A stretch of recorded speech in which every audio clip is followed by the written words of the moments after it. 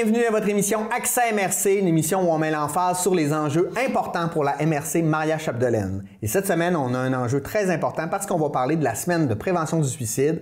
Et je vous dis, c'est pas juste cette semaine, c'est à longueur d'année, mais on prend le temps cette semaine d'en parler de manière plus approfondie avec deux intervenants formateurs du Centre de prévention du suicide. Je vous présente Mélanie Lapierre. Bonjour Mélanie. Bonjour. Et Mathieu Brisson. Bonjour Mathieu. Bonjour. Ça va bien? Très bien, merci. Oui. Avant de commencer de parler de tout ça, quand on devient intervenant formateur, c'est quoi notre formation en fait pour pouvoir faire ça, là? Bien, en fait, il faut avoir des études en intervention. Donc, ça peut être soit des gens qui ont étudié en psychologie, travail social, autant au niveau collégial ou au niveau universitaire. Donc, l'ensemble de l'équipe de permanents du Centre de prévention du suicide sont formés de base là, par ces professions-là. Et on a évidemment des formations qui sont vraiment plus précises au niveau de la prévention du suicide à partir du moment où on joint l'équipe du Centre de prévention du suicide. Qui est plus adapté à la problématique. Qui est plus adapté, comment on intervient auprès de personnes suicidaires, personnes endeuillées à la suite d'un suicide, ainsi que les proches. Puis aussi, nous, en étant précisément intervenants formateurs, nous, on a été formés par l'Association québécoise de prévention du suicide pour offrir de la formation à travers la population là, de notre région. Donc, on est entre bonnes mains. Vous connaissez ça. C'est une semaine importante, la semaine de prévention du suicide, mais c'est quoi l'impact? Bien, en fait, est-ce qu'on a des statistiques là, sur le suicide au Québec ou même dans la région? Là? Je dirais même avant de commencer de parler de statistiques, on pourrait commencer par nommer que c'est la 30e semaine nationale de prévention du suicide au Québec. Donc, c'est une problématique qu'on a depuis longtemps. En soi, c'est pas juste régional, c'est dans le fond tout le Québec au complet en soi qui se mobilise. Comme vous l'avez dit en introduction, c'est pas juste une semaine. Il y a de la prévention du suicide qui se fait durant toute l'année en soi. Mais spécifiquement cette semaine, autrement dit du 2 au 8 février prochain, en soi, dans le fond, c'est qu'on mobilise tous les centres de prévention du suicide pour œuvrer ensemble au niveau de la mobilisation, au niveau de la prévention du suicide. OK. C'est quoi le portrait, justement? Là, et il y a un slogan aussi qu'on a depuis on le veut, Il y a quelques années, dans le fond, on parlait de le suicide n'est pas une option, mais depuis la 4e année, dans le fond, parler de suicide sauve des vies. Je trouve qu'en soi, dans le fond, on brise un tabou qu'il ne faut pas parler de suicide parce que, dans le fond, ça peut encourager les gens à passer à l'acte, mais on veut pousser plus loin que autant, dans le fond, les gens qui sont suicidaires, autant les gens qui sont endeuillés par suicide, on les encourage à demander de l'aide, à en parler, à briser le silence, puis à demander de l'aide aussi. Parce que la réalité, c'est qu'on n'est pas outillé pour ça. On n'est pas dans la vie, là. Il n'y a personne qui nous dit qu'est-ce qu'il faut faire. Non, souvent, on a peur d'en parler. Tout à fait. On n'apprend pas ça à l'école. C'est quoi les signes précurseurs du suicide? Qu'est-ce qu'on fait si quelqu'un me parle de suicide? Nous, on est là pour ça aussi. On a un peu un rôle d'éducateur à travers ça pour parler de la problématique et comment bien en parler et comment faire de la prévention du suicide. OK. Bon, on va commencer par le constat avant de tomber justement sur la problématique et des outils, parce que l'objectif aujourd'hui, c'est de bien vous outiller face à une situation qu'on ne vous souhaite pas de vivre, là, mais donc on aime mieux avoir les bons outils pour ça. C'est quoi le portrait du suicide au niveau de la région? Au niveau de la région, depuis une dizaine d'années, autant au Québec que dans la région, on est un peu sur un plateau. Par contre, à travers ces années-là, on a eu une baisse notable. Donc, depuis 10 ans, on est autour de 40 suicides par année pour la région du Saguenay-Lac-Saint-Jean. Mais avant ça, si on pense aux fin des années 90, début 2000, on a déjà atteint des plateaux beaucoup plus élevés que ça. Ce qui prouve que les efforts en prévention, les demandes d'aide et tout ça, là, ça a eu vraiment son effet. Donc, dans la région, ça peut varier autant 36, 38, autant que 40, 41 suicides par année. On travaille encore fort pour faire diminuer ce taux de suicide-là. Un suicide, c'est un de trop. Oui, clairement. Mais heureusement, il y a eu une baisse. Donc, pour la région, c'est les statistiques qu'on a. Au niveau provincial, on parle d'environ 1000 suicides par année. Vous êtes 3 par jour? 3 par jour, en effet. C'est environ 3 par jour. inconcevable. C'est énorme. En fait. C'est énorme. Donc, c'est ça. Encore une fois, au niveau provincial aussi, on a connu une baisse. Là, il y a une dizaine d'années, là, on a atteint un plateau qu'on espère casser, ce plateau-là, pour continuer de diminuer le taux de suicide. Donc, par quoi on commence? Moi, je vous propose de commencer par... Moi, là, par exemple, j'ai un mal-être, là, je suis en douleur, c'est peut-être la santé mentale ou peu importe. Je suis face à une situation qui me fait penser que le suicide peut être une option. Qu'est-ce que vous me dites à moi, là? Tu sais, dans le sens où, qu'est-ce que je dois faire? Comment je dois réfléchir? En premier lieu, moi, je dirais que c'est de demander de l'aide. C'est ça qui est difficile, en fait. C'est peut-être de reconnaître. L'isolement, c'est ça, tout dépendamment de comment on est, comment vous êtes en soi dans le fond aussi. Mais de rester dans l'isolement, ça va aggraver la situation, la souffrance va être de plus en plus intense. Puis c'est là que l'idée suicidaire va devenir quelque chose de cristallisé, puis que le passage à l'acte va être imminent. Parce que ce qu'on veut, c'est arrêter de souffrir, en fait. C'est ça. C'est d'ailleurs, tant qu'à poser la question, c'est ce que je veux que les gens qui nous écoutent actuellement comprennent, c'est que si je veux ça plus théoriquement, il y a le suicide et il y a la souffrance. Le suicide en soi, c'est pas comme un virus qu'on attrape, puis pouf, on est suicidaire. Le suicide devient présent dans notre vie quand on vit de la souffrance. Ouais. Et la souffrance, si on la décortique, c'est les diverses difficultés, problèmes qui amènent de la souffrance. Puis c'est pour ça que quand on dit c'est du cas par cas, c'est chacun vit sa souffrance par rapport à des problèmes personnels. Ouais. Fait que si on travaille sur ces difficultés-là, ces problèmes-là, la souffrance diminue, puis les suicidaires diminuent par le fait même. Fait que c'est pour ça qu'en soi, dans le fond, comme vous dites, oui, c'est de la souffrance. La personne est désespérée parce qu'elle vit énormément de souffrance. Puis c'est pour qu'on, dans le fond, quand on a un ancrage au niveau de la souffrance, puis de travailler directement les problèmes. Fait que pour revenir à ce que vous dites, qu'est-ce qu'on peut faire? Personnellement, dans le fond, c'est ça. C'est d'encourager justement la demande d'aide, de ne pas rester tout seul, de briser son isolement, d'en parler à un ami, si c'est possible. Ouais. Commençons par notre environnement personnel. Si vous avez des amis qui sont dignes de confiance, qui ne vous jugeront pas, qui ne banaliseront pas votre situation, puis qui vont vous référer, super. Mais combien de fois j'ai entendu dire que j'ai pas personne de confiance autour de moi, je ne veux pas déranger personne, ou je ne veux pas déranger personne. Ben, il y a les ressources comme le Centre de prévention de suicide. On est là 24 sur 24, 7 jours sur 7. Pour aider, pour soutenir la personne. Ouais. Comment on fait pour vous rejoindre rapidement? Là? On a, je sais pas, je suis en crise. Là, c'est la ligne 1866, appelle 1866-277-3553. Comme Mathieu l'a dit, elle est 24 heures sur 24, 7 jours sur 7. Il y a des intervenants formés en prévention du suicide qui répondent. Oui. Donc, nous, on répond à cette demande d'aide-là. On s'ajuste à ce que la personne vit. Évidemment, on a une façon de faire qu'on va poser certaines questions, on va aller voir qu'est-ce qui se passe dans la vie de la personne, qu'est-ce qu'il y a à côté de tout ça, c'est quoi son entourage, lui faire prendre conscience aussi qu'elle a des forces, parce que quand on est dans la détresse, on les voit plus, nos forces, puis notre capacité qu'on a nous-mêmes à s'en sortir, notre résilience, qu'on voit plus nécessairement quand on est en détresse. Nous, on va travailler avec la personne dans ce sens-là. Puis, tu sais, quand on est un proche aussi d'une personne suicidaire, si quelqu'un proche de nous a confié qu'elle avait des idées suicidaires, puis que là, c'est moi comme proche, je me sens dépourvue, je sais pas quoi faire, bien, ces proches-là peuvent nous contacter aussi, puis nous, on va travailler avec eux pour comment on va aider la personne dans votre entourage. Ouais, c'est quoi les bons outils? Puis des fois, même faire le pont entre les deux, là. De contacter la personne suicidaire, puis nous-mêmes faire les premiers pas si elle ne se sent pas à l'aise de faire la demande d'aide. Puis il y a une chose particulière que je pourrais dire aussi, ce qui nous distingue, puis on personnalise l'appel aussi. Hein. Oui, il y a toute l'évaluation qu'on doit faire de la situation de la personne, sa souffrance, tout ça. Mais la base avant tout, je pense que notre couleur, c'est d'accueillir la personne. De l'écouter. Sans la juger, l'écouter, la recevoir dans le contexte dans lequel elle est, puis créer un lien de confiance. Je pense qu'à la base, c'est ça aussi. Au-delà de l'évaluation qui est faite à travers comme une discussion qu'on a présentement, la personne n'a pas l'impression d'être évaluée, d'être on remplit pas des petites analysée. Nous, on estime le danger. Il y a ça derrière le téléphone, ce qu'on fait. Mais avant tout, moi, je pense que c'est de créer un lien de confiance, parce que la personne souvent est désespérée ou est en crise, tout dépendamment de la situation, mais c'est d'accueillir. Ouais. Puis je prends la peine de dire ça pour que les personnes qui nous écoutent actuellement, souvent, on se fait dire, je m'excuse de vous déranger. Mais non, c'est notre travail. Puis en même temps, on va prendre le temps de regarder ce qui se passe dans ta vie. Au lieu de faire une étiquette, bon, c'est ça que tu vis, bon, ben, va-t'en là-bas. Fais ci, fais ça. Juste d'accueillir. Mais on n'est pas des machines à solution non plus. Non. Nous, quand la personne nous appelle, oui, on a à faire l'estimation du danger pour savoir, bon, elle est-tu en danger présentement? Mais ce qu'on fait aussi, c'est de l'aider à trouver ses propres solutions. T'sais, nous, on ne lui donnera pas une liste d'épicerie à dire si tu fais ça, tu vas t'en sortir puis ça va aller mieux.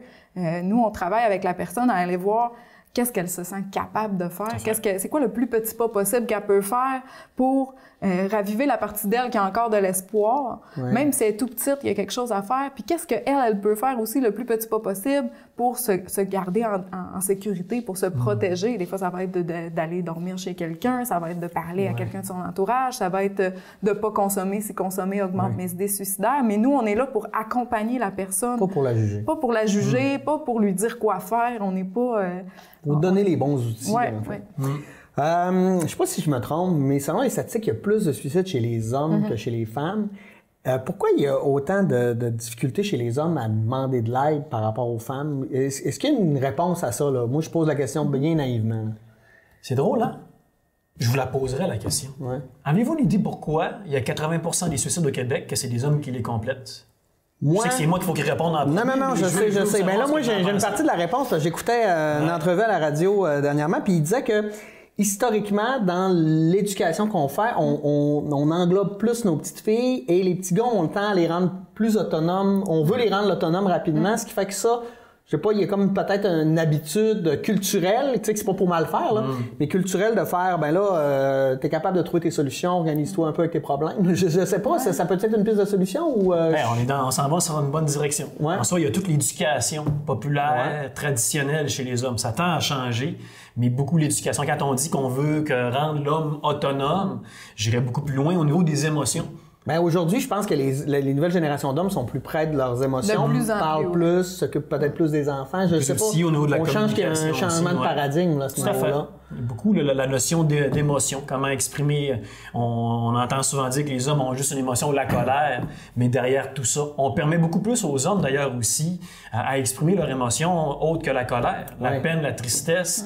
Mais c'est sûr qu'on aurait beaucoup longtemps à en parler là-dessus. Oui, le préjugé, un gars, ça pleure pas, etc. Oui, puis de demander de l'aide, souvent, c'est vu un peu comme... Une faiblesse. Une faiblesse, tu sais, ça vient taper sur l'orgueil de dire « je suis rendu à demander de l'aide », tu sais. Moi, je suis supposée m'organiser tout seul, je suis un homme mais les fort, filles aussi ont de l'orgueil pour... Oui, mais tu sais, socialement parlant, les femmes, on est...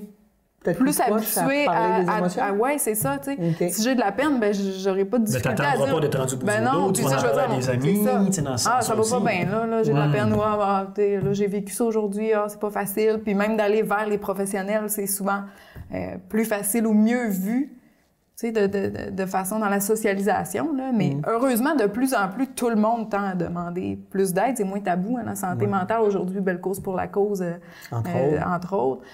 Donc, en fait, c'est important de le dire. La santé mentale, c'est une maladie. La maladie mentale, c'est une maladie. Là, il y a des solutions à ça, comme si quand on a une grippe, là, personne ne va nous juger. Mais quand on parle de maladie mentale, souvent... C'est un terme qui est très global aussi, santé mentale. On va l'associer beaucoup à la maladie mentale. Mais la santé mentale, en son sens général, prendre soin de soi, aller courir, à prendre soin de soi, de bien manger, bien dormir, c'est ça aussi la santé mentale. Avoir des amis qui sont sains, comme nous autres aussi. C'est ça aussi la santé mentale en soi, dans le fond. Maintenant, essayons d'outiller un peu les gens qui nous écoutent. On est dans une situation où on sent qu'on a un ami qui va pas bien, qui a une connaissance, quelqu'un de la famille, un enfant, un parent. Puis là, on sent qu'il y a de la détresse. Comment on aborde ça? Parce que veux pas, on sait pas quoi faire. C'est touché, c'est tabou. Oui, c'est très tabou.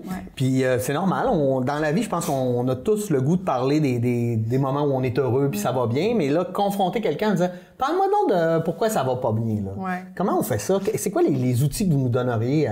D'abord, c'est de repérer les signes. Il y a des signes qui sont plus associés à la prévention du suicide. On invite d'ailleurs les gens à consulter notre site Internet, www.cps02.org, pour lequel on retrouve plusieurs signes précurseurs. Il vient d'apparaître en bas de l'écran. Comme par magie. Donc déjà, de repérer les signes précurseurs, ça nous aide. Quoi, les signes, par exemple? Des signes, c'est sûr qu'il y en a beaucoup qui réfèrent un peu à des symptômes de dépression aussi. Tu sais, les gens s'isolent, beaucoup de tristesse, beaucoup de colère, peut-être mangent moins ou dorment moins, ou même l'inverse, l'augmentation de la consommation. Il n'y avait pas aussi là, de se mettre à donner nos affaires. Oui, le don d'objets significatifs. Il y a des comportements là, qui peuvent nous mettre la puce à l'oreille. Il y a aussi des signes qui sont plus cognitifs. Tu sais, je suis dans l'une souvent. La concentration. J'ai de la misère à me concentrer. Ça peut être des signes. Évidemment, un signe n'égale pas nécessairement idée suicidaire. Mais un peu pour répondre à la question, la meilleure façon d'aider quelqu'un quand on pense qu'il est en détresse, c'est de lui poser la question. Puis ça, c'est pas un réflexe qu'on a parce qu'il y a encore un certain tabou qui couvre la prévention du suicide, la problématique du suicide. On le voit encore, là, tu rencontres quelqu'un, salut, ça va, hein? Oh, mais c'est pas vrai que ça va tout le temps. Là. Ben non. Parce que si tu dis, ça va pas, tu sens que tu vas causer quelque chose. Je fais quoi? Cette question-là amène beaucoup en lien avec le parler du suicide sauve des vies. T'sais, c'est comme ça, si je sais qu'une personne a des idées suicidaires ou va pas bien au point d'avoir des idées suicidaires, ben si on en parle, ben, on peut offrir des services, on peut parler des services, on peut, en tant qu'ami, en tant que proche, offrir de notre temps, être là pour cette personne-là, lui lâcher des petits coups de fil, comment tu vas. Parce que si on tient à la personne, même si au bout du compte, elle va juste pas bien et elle n'a pas d'idée suicidaire, on va peut-être l'aider à pas se rendre à en avoir. Oui, parce qu'on va ouvrir le dialogue puis que la personne va savoir que, OK, si je vais pas bien à ce point-là, probablement que cette personne-là elle va être ouverte à l'entendre, tu sais. Puis il y a souvent des proches qui nous disent, ben tu sais, je veux pas poser la question parce que j'ai peur qu'elle soit fâchée, de donner l'idée, qu'elle soit fâchée. C'est pas grave si elle est fâchée, là. Au moins, on va avoir l'assurance qu'elle n'est pas rendue là, elle va pas bien, mais qu'elle n'est pas rendue là. Puis si elle a des idées suicidaires, ben c'est pas parce qu'on va lui avoir donné l'idée, là, c'est parce qu'elle va s'être dit, ah ben enfin une personne à qui je peux en parler. Souvent, ça enlève un poids sur leurs épaules. Puis ils se confient. C'est un geste d'amour, en quelque part. Là. La personne est fâchée, mais en même temps, tu veux juste prendre soin d'elle. Tu veux juste t'assurer. Je te le demande, parce qu'en soi, je suis inquiet. Je me questionne à savoir, j'ai remarqué des indices qui te ressemblent pas. Est-ce que j'ai raison, premièrement, de m'inquiéter? Puis deuxièmement, en soi, si tu es suicidaire, parce que je te l'ai demandé, tu m'as répondu oui, je suis en mesure de t'aider. D'ailleurs, je fais une parenthèse. Durant la semaine de prévention de suicide, on a une activité pour ça. Les sentinelles. On a une formation sentinelle. C'est quoi une sentinelle? En soi, une sentinelle, c'est un peu de ce dont on parle en ce moment. Dans le fond, on va donner des outils via une formation à monsieur, madame, tout le monde de la population, que ce soit en entreprise ou même au niveau personnel, à repérer des personnes qui sont suicidaires, mais qui sont souffrantes à la base. Puis qui sont dans l'isolement puis qui ne demanderont jamais d'aide. L'idée en soi, je repère quelqu'un. C'est un peu la question que vous me demandiez. On fait quoi dans ces situations-là? Je repère quelqu'un. Ou tout simplement, dans le fond, j'ai quelqu'un qui me parle puis qui me confie qu'il est suicidaire. Je fais quoi?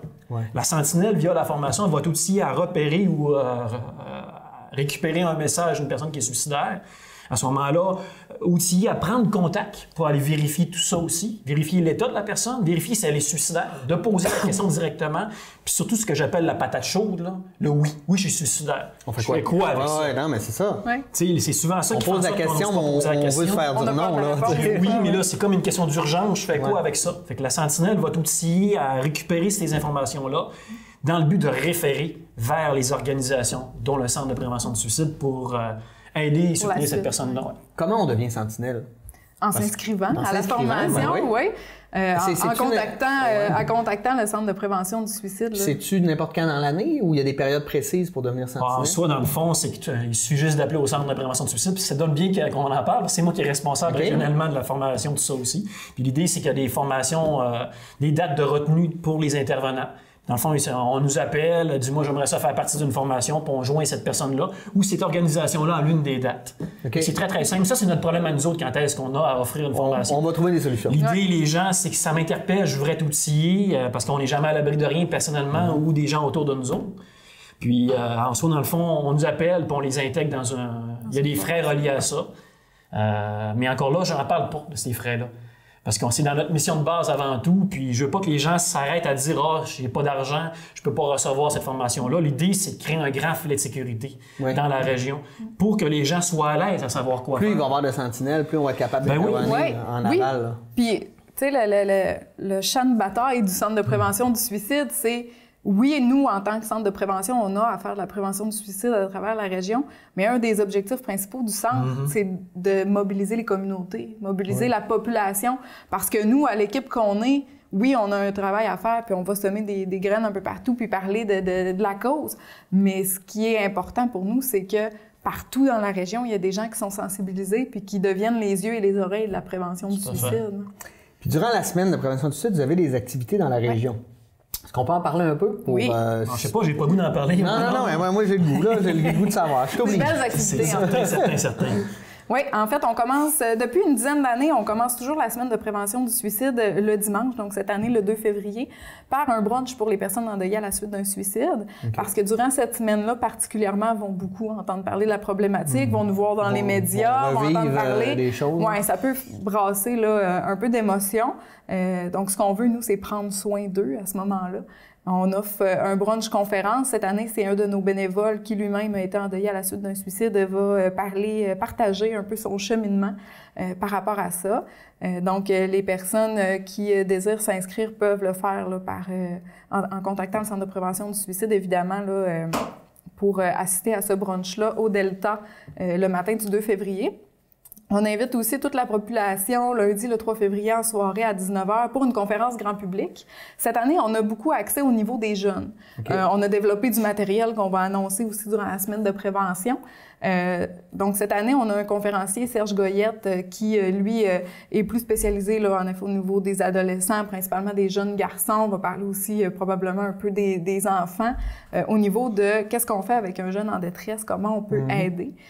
Donc, on invite la population là, à venir assister à cette belle activité-là qui est ouverte à tous.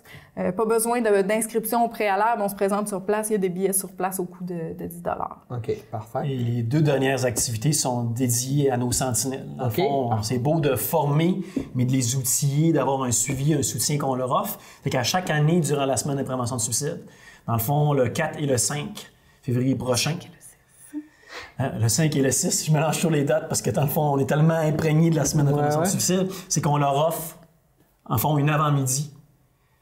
La première partie de l'avant-midi est vraiment un rafraîchissement de la théorie. Parce qu'il y en a qui l'ont mis en œuvre, leur rôle, il y en a d'autres qui ne l'ont pas mis. Fait qu'on a un sentiment d'être rouillé un petit peu, tout ça. Fait qu'il y a un rafraîchissement théorique par rapport basé à leurs besoins, tout ça. Et il y a une conférence cette année au niveau du trouble post-traumatique. Oui. C'est parce que c'est beaucoup pensé, il faut être militaire, il faut être policier pour vivre ça, mais il faut démystifier qu'on peut être en dehors de ces métiers-là puis d'en vivre aussi. Fait qu'on veut que nos sentinelles soient outillés à ce niveau-là, repérés, puis surtout dans le but de référer aussi, dans ce sens-là. Fait que 2 activités en soi, une au Lac-Saint-Jean, à Roberval, et l'autre à Jonquière, au Delta Saguenay. Puis ça, en soi, c'est les sentinelles même qui s'impliquent à ce moment-là puis qui s'inscrivent à ce moment-là. Donc, devenez sentinelle, c'est important. Ben oui, effectivement, oui. Tu as soulevé un peu ça, les endeuillés, ceux qui restent après, parce que, bon, la personne est partie, s'est suicidée. Bon, là, il y a une douleur qui est là, qui est présente, puis qui va durer des années et des années. Vous offrez, j'imagine, aussi des services pour aider ces gens-là à mieux vivre, à passer au travers. Oui, à mieux vivre avec ça, en effet, parce qu'on dit souvent qu'on apprend à vivre avec ce deuil-là. Oui, on a des services pour les personnes endeuillées à la suite d'un suicide. Principalement, la ligne d'intervention téléphonique, elle est là pour ça. Elle est là aussi pour eux aussi. Oui, puis tu sais, on va prendre le temps là, de jaser, juste des fois, pour eux, de sortir tout ça, parce que souvent, dans leur entourage, d'autres personnes vont être endeuillées, donc ne voudront pas nécessairement « Hey, on peut-tu parler de cette personne-là qui est partie? J'aurais besoin d'en parler. » Ils vont des fois se sentir mal à l'aise. Fait que nous, on est là pour ça. Là. Vous pouvez nous appeler 10 fois pour parler de cette personne-là. Ça va nous faire plaisir. La ligne d'intervention, elle est vraiment là pour ça. On a aussi des groupes pour personnes endeuillées à la suite d'un suicide. Des groupes, puis les gens peuvent se regrouper, offrir leur témoignage, leur expérience. Oui, c'est des groupes fermés sous différents termes. Une fois par mois, ils se rencontrent, puis on passe au travers là, de plusieurs sujets qui englobent ce deuil-là. Et vous supervisez et animez tout ça, j'imagine? Oui, c'est toujours animé par une intervenante du Centre de prévention du suicide, accompagnée d'un ou d'une bénévole qui a lui-même ou elle-même vécu là, le décès par suicide d'un proche. Ça vient amener une autre dimension aussi d'avoir quelqu'un qui anime puis qui a vécu ça puis qui a passé au travers un peu, de montrer que malgré que la souffrance présentement elle est très vive, ben on peut apprendre à vivre avec puis que la détresse diminue. Là, ça, c'est évident. Puis évidemment, on a des services aussi au niveau individualisé. Des services individuels là, pour les personnes endeuillées aussi, là, qu'on peut rencontrer de façon individuelle le temps qui ont besoin là, pour ce deuil-là. La question est bonne au niveau des personnes endeuillées par suicide, parce que selon l'expérience que j'ai, combien de fois j'ai pu entendre de la part d'une personne qui est malheureusement, dans le fond, qui a perdu quelqu'un par suicide, c'est pourquoi je consulterais.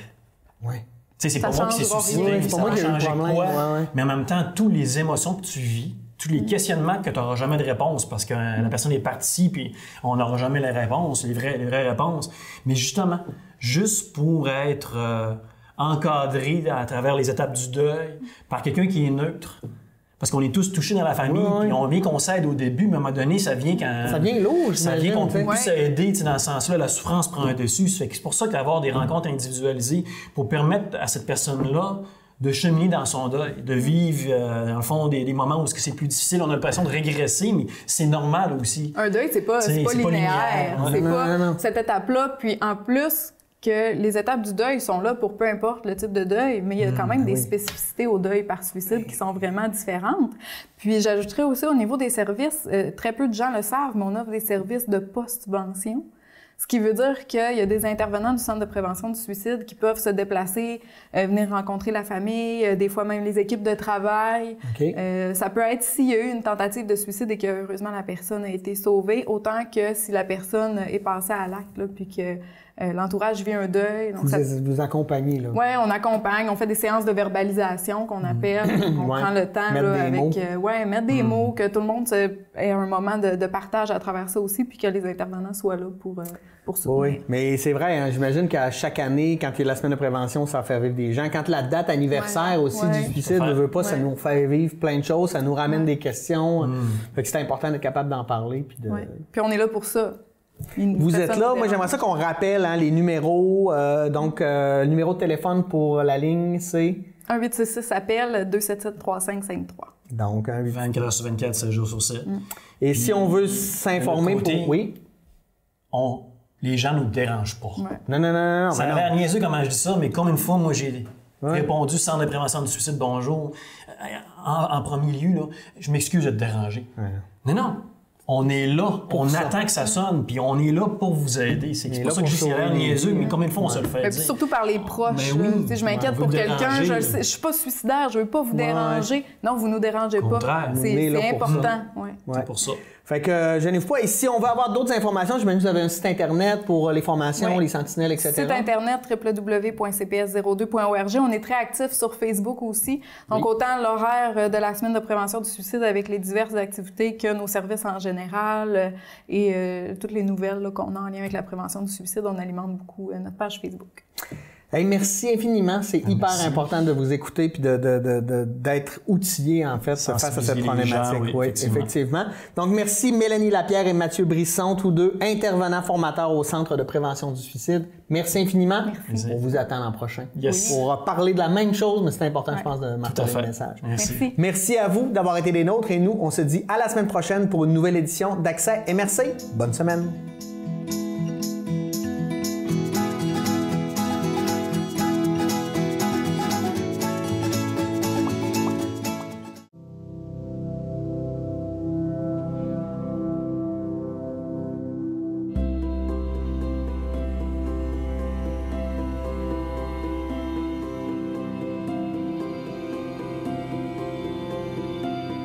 Si tu es capable de te mettre à la place des autres, c'est que tu as tout ce qu'il faut pour un jour travailler en santé et en services sociaux.